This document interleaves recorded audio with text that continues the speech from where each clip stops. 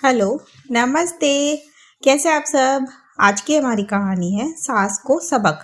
चलिए दोस्तों, सिखाते हैं मेरा मतलब है सुनते हैं कहानी में। इससे पहले प्लीज़ मेरे चैनल को सब्सक्राइब करिए। कर दिया? थैंक यू सो मच दोस्तों। चलिए कहानी शुरू करते हैं। अंकिता की नई नई शादी हुई है नैतिक के साथ। दोनों ने लव मैरिज करी है।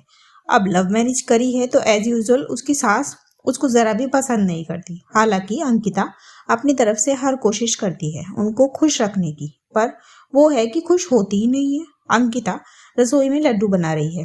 जैसे ही लड्डू बने, अंकिता लड्डू लेकर अपनी सास के पास आई और बोली, मम्मी जी ये लड्डू चख कर बताइए कैसे बने हैं। तब उसकी सास लता जी बोली, बहू तुम मुझे मारना चाहती हो क्या? तब अंकिता बोली, ऐसा क्यों बोल रही हो मम्मी जी? कि तभी नैतिक आ गया। फिर वो बोला, अरे माँ को शुगर है, तुमको बताया तो था फिर भी। तब अंकिता बोली, जी ये बात मैं जानती हूँ और मम्मी जी के लिए मैंने लड्डू शुगर फ्री बनाए हैं। और लता जी उसका मुंह देखती रह गई। उनको लगा था कि इस बार तो अंकिता को खूब डांट पड़ेगी, पर ऐसा हुआ नहीं। ऐसे ही वो हमेशा कोई ना कोई बहाना ढूंढती रहती अंकिता को नैतिक से डांट खिलवाने का। जब उनसे कुछ नहीं हुआ तो लता जी ने अपनी छोटी बहन सुधा को फोन करके बुलाया। सुधा जी आई। आते ही अंकिता ने उनको प्रणाम किया, चाय नाश्ता करवाया। फिर अंकिता अपने कमरे में जाकर आराम करने लगी। शाम को वो उठी और डिनर की तैयारी करने लगी।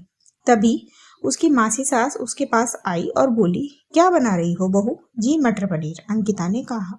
फिर सुधा जी बोली, बहू मुझे तुमको एक बात कहनी है। जी कहिए, अंकिता ने कहा।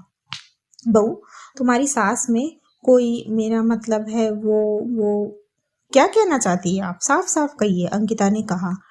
बहू तुम्हारी सास पर किसी बला का साया है। बचपन से ही वो कभी कभी कुछ अजीब सी हरकतें करने लगती है। तुम उनके साथ अकेली रहती हो, कहीं अकेले में तुमको कोई नुकसान ना पहुंचा दे, इसीलिए मैं कह रही हूँ।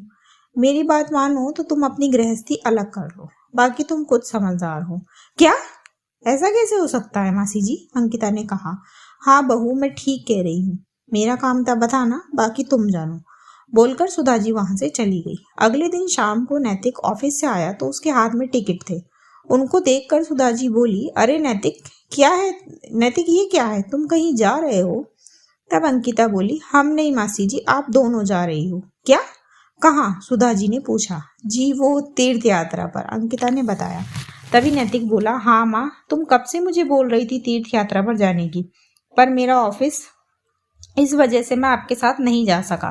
वो तो आपकी बहू इतनी समझदार है कि इसने मुझे आइडिया दिया कि आप और मासी जी को तीर्थ पर भेज दूं। जाइए अब तैयारी करिए। और दोनों बहनें मन मारकर जाके पैकिंग करने लगी। अंदर जाके लता जी बोली, सुधा तू तो बोल रही थी कि मैंने उसे ऐसा डराया है कि या तो वो खुद डर के चली जाएगी और ना गई तो उसने अलग होने की बात करी तो नैतिक उसे खुद भगा देगा। तभी अंकिता उनके कमरे में आई। उसको देखकर कमरे में सन्नाटा छा गया। दोनों बहनें एक दूसरे की शक्ल देखने लगी। फिर वो बोली, हाँ मम्मी जी, इंतजाम तो आपने पूरा किया था मुझे और नैतिक को लड़वाने का, क्योंकि आप जानती है कि उसने मुझे शादी से पहले ही बोल दिया था कि मेरी माँ का मेरे अलावा कोई नहीं है, तो तुम उनसे अलग होने की कभी बात नहीं करोगी। पर वो क्या है ना मम्मी जी, मैंने आपकी और मासी जी की बातें सुन ली थी और साथ साथ मेरे फोन में रिकॉर्ड भी कर ली। आप कहे तो सुनाऊं? आप मुझे भगाना चाहती है मम्मी जी, पर मैं कहीं नहीं जाऊंगी और ना ही किसी की गलत बात बर्दाश्त करूंगी। इस बार तो मैंने नैतिक को कुछ नहीं बताया, पर आगे से अगर आपने ऐसा किया तो मैं उसे वो रिकॉर्डिंग सुना दूंगी। अब आप देख लीजिए मेरे साथ प्यार से रहना है या नहीं। बोलकर अंकिता अपने रूम में चली गई। दोस्तों, अपने आप को ज्यादा होशियार और सामने वाले को बेवकूफ नहीं समझना चाहिए। इसी मैसेज के साथ कहानी खत्म होती है। कहानी आपको कैसी लगी मुझे कमेंट बॉक्स में जरूर बताएं। ऐसी ही और कहानियां सुनने के लिए मेरे चैनल KNY के हिंदी कहानियां को सब्सक्राइब जरूर करें। थैंक यू सो मच दोस्तों, थैंक्स फॉर वॉचिंग।